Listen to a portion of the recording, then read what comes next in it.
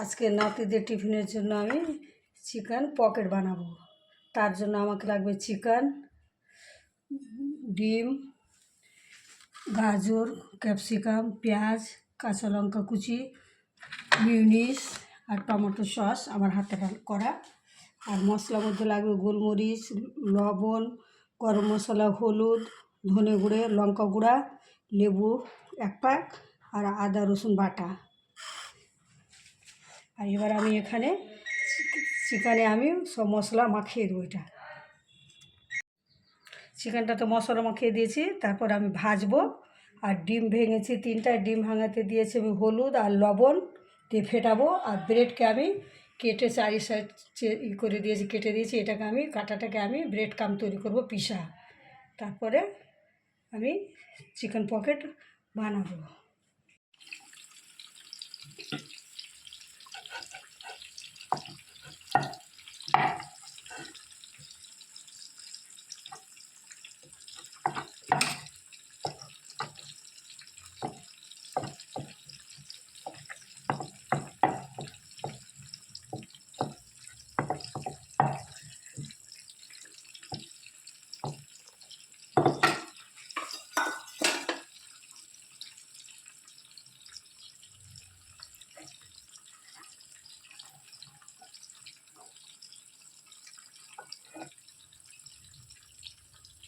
এরকম করে সবটাই আমি বেলে নেব। এটাকে আমি বেটে করেছিলাম, বেলে নিয়েছিলাম 2 পিস একসঙ্গে। তারপর এটাতে আমি লাগালাম ডিমের ঘোল।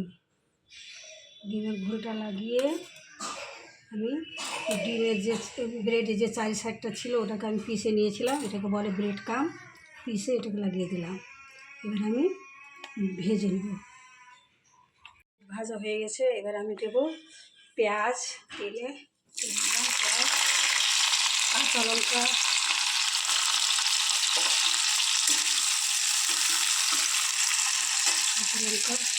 ক্যাপসিকাম, গাজর,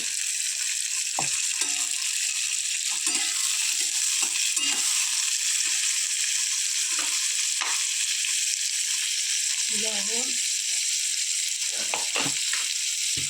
হলুদ,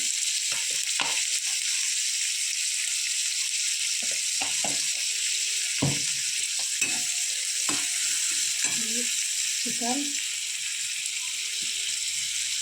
আমি এরকম ছোটো ছোটো করে দিয়েছিলাম। এবার আমি রান্না করে দেখাচ্ছি। দিয়ে ভেজে আমি 10 মিনিট টমেটো সস 2 চামচ দিলাম, মিউনিস